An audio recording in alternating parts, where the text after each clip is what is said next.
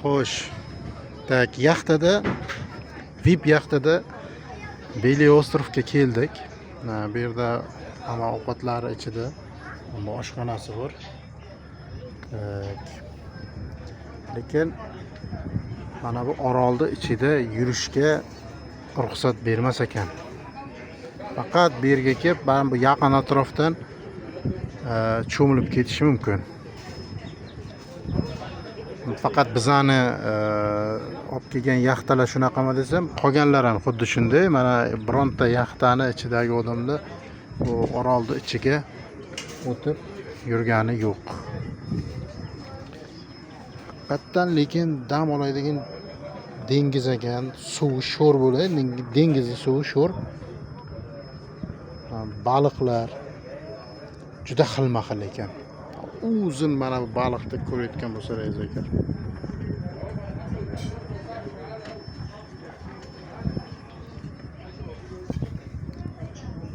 Iloyim hamma shu yerlarga kelib aylanib ketish hammaga ham nasib qilsin. Men xafa bo'ladigan tarafim shundayki, men o'zim niyat qilgandim. Mana bu orolga kelib bemalol ichilarida, haligi qumlarida yuraman. Sayozda orol deb o'ylagandim, afsuski chuchvarani ham xom sanagan ekanman, shu uchun ichkariga qo'ymadi. Jalka bu mana diving deydi. Hay, divingga suv ostiga tushish o'zgacha zavq berayotgan, zo'r ekan, lekin odamni wow. Endi biz suv ko'rmaganmiz, suv ko'rganmiz, bunaqangi ko'p suv ko'rmaganmiz. Suv ostiga bunaqangi rang-barang chiroyli dunyoga tushmaganman. Shuning uchun men uchun juda chiroyli va ajoyib zavq berdi. Qolganlari